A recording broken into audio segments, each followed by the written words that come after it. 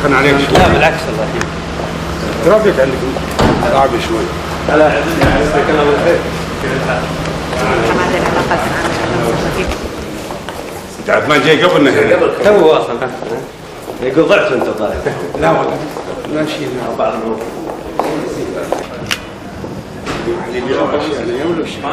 هذا المجسم حق المبنى.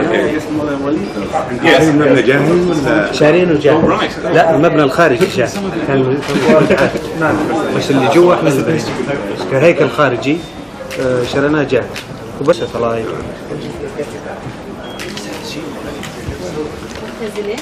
بما يتناسب مع ثقافتنا وشبه الجمهوري كمان كل هؤلاء نقدم خدمه. احنا نشوف احنا نشوف الزبده وهم يخبروا مساء الخير المغربي. اهلا وسهلا. شارش مشاكل زمان انت ما طلعت. والله الحمد لله. سلام سعيد. اماني وسهلا. اهلا وسهلا. الحمد لله. طبعا تذيعوا الحالة يلا بتعرف لله. اهلا مرحبا. تعرفكم على طول. كيف الحال؟ يعني من وجهي معروفه على طول معروفه. دائما يعني بعدكم عم تحضروا الام بي سي.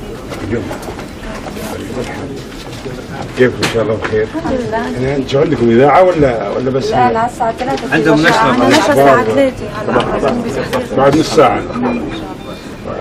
المكتب المتخصص بالاتصال بالمراسلين حكى وشاف شو في عندهم اخبار مهمه، وبالتالي بتصير مهمه غرفه الاخبار انه تقول نحن مشاهدنا مختلف، نحن مشاهدنا مش السي ان مش البي بي سي، عناوين الاخبار.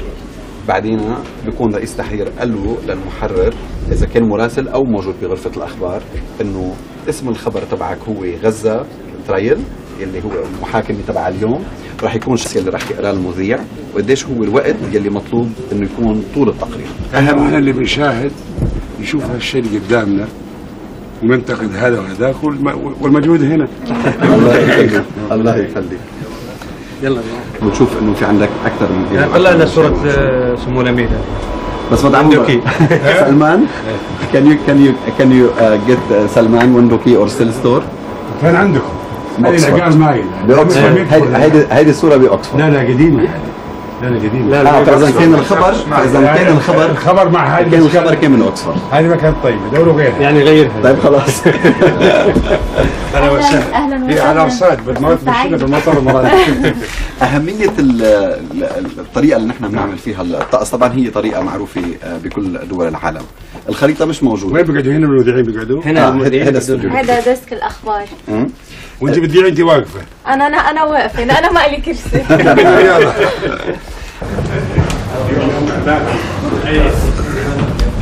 صار لي اليوم اني ازور الام بي سي، انا اقول كاس المختصر حقيقة اصبحت مشهورة فيه، وهذه اول زيارة حقيقة، وان كنت اتابع برامجها منذ انشائها قدر امكاني، ولا شك انها عدت خدمة جدا ممتازة، ولا ننسى انها اول محطة عربية او اول محطة عربية لان انشئت بتخدم على العربي ككل. ما في شك ان المطلوب من الاعلام خصوصا المرئي هو ان يؤدي دوره الكامل في تعريف العرب بالعرب، ونعني بذلك ان العرب المهجر والعرب الدول الاخرى يعرف على اخوان العرب الاخرين، وان يكون الاعلام كذلك وسيله للتقارب والتآخي والتعاون اكثر من هو وسيله للتفرقه. أنا أجزم أن ما رسم للإم بي سي هو أن تكون كذلك، وأرجو منها علاوة على دورها تؤديه في الوقت الحاضر أن تكون أيضا كما يرجو كل مخلص لها أن تكون قناة عربية صافية، بمعنى أن يكون للعرب كلهم مكان فيها، ولا شك أن كل ما كانت اللهجة والأسلوب راقي كل ما كان المشاهد مرتاح أكثر، ولا شك. لكن خلاف البرامج السياسية والأخبار، وهذه مهمة جدا الحقيقة، متابعة الأخبار أول بأول تهم المشاهد، لكن كذلك ما يقدم من برامج فكرية وفنية وعلمية وكل فروع العلم يجب أن يكون لها عناية كبرى في هذه المحطة. وهناك طبيعة الحال مجهود مرئي ومحسوس.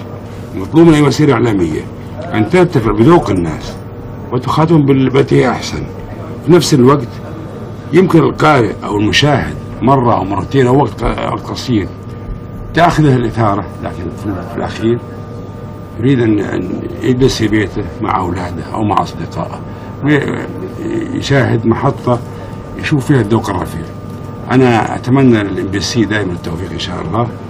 والحقيقة زيارتي هذه ابن عداوة الأخ علي الحديثي، وجدت من واجبي في زيارتي الخاصة أني أزور الMBC.